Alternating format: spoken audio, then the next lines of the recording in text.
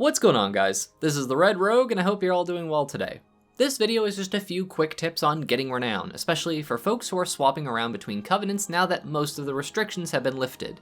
These few methods seem pretty effective, especially when you're at lower Renown levels, and they're what I've been doing when I swap between covenants personally on my own characters. Hitting 80 Renown at least once is a pretty huge advantage in this process, but you can still use most of these tricks as of patch 9.15 even without having reached 80 before. And the reason I stress that whole 80 Renown part is because of the item the Broker Mark of Distinction, which can only be purchased if you've reached 80 Renown at least once before in any covenant once on your account, it doesn't matter what character.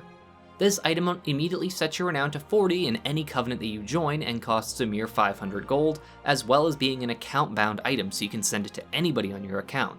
It's sold by Audara, the new broker heirloom vendor by the Flightmaster in Oribos. This shaves off a pretty good amount of time, but honestly, even if you're super low on Renown because you haven't played since like patch 9.05 or even since the beginning of Shadowlands, you actively get more Renown just from doing certain activities at low Renown, which is why the first thing you should do is kill the world boss in both the regular Shadowlands zone and in the Maw. The Shadowlands world bosses give an absurd amount of Renown if you're low on it, as I've seen people get more than 6 or 7 Renown just from killing it for the first time. As you get higher in Renown, these bosses will give less and less, so make sure at the beginning of the week to kill Morgeth and Desmataran, that new zone of the Maw, and whatever Shadowlands world boss is up so you can get the best bang for the buck, so to speak. While exceptionally boring once you've done them multiple times, the Shadowlands Covenant campaigns also give multiple points on Renown if you're low, which is a pretty chill, albeit inefficient, time-wise way of earning Renown, but it is something you can generally do solo and at your own pace and not really have to worry about much. You're also still required to do a Covenant campaign if it's one you've never completed before on your account, otherwise your Renown will get stuck at a certain point, so do keep that in mind.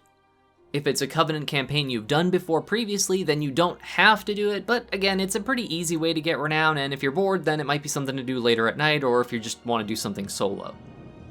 This next recommendation is probably the one that everybody's going to groan at, but it's honestly the fastest and most efficient if you're pretty good at it.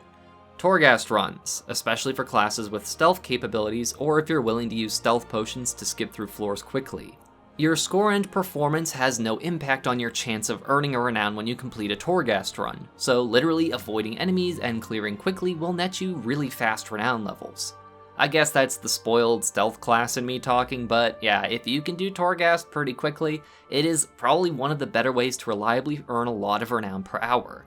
As you get higher in Renown, you will need to do higher layers of Renown to continue earning it on a consistent basis, so you may not always get a Renown per run, and if it doesn't give you Renown that often on your current layer, it might be in time to increase the layer difficulty you're running.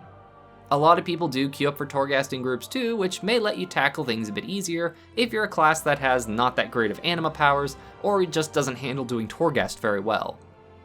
Raiding is another way you can net some Renown pretty consistently, so you can just jump into LFR queue if you want, though this can be pretty hit or miss with how quickly or slowly you queue in and how well your run even goes in the first place. I've heard of plenty of folks say they get Renown off of nearly every boss when they go in, which is pretty sweet. As long as you're slightly masochistic, and if you're a tank or healer, then your queue times will be super efficient, unlike us lowly pure DPS classes. These are just some ways I've found leveling Renown that is pretty efficient, though again, having a character who hit 80 at least once makes a pretty big difference in a lot of this since you get to skip the first half.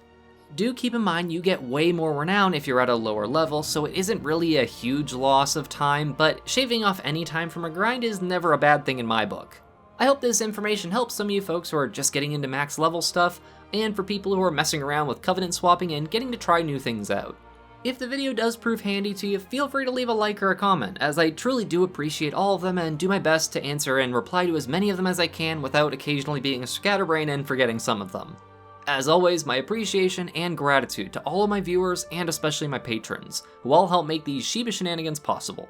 Thank you all so much for watching. This is the Red Rogue, and I'll see you guys around.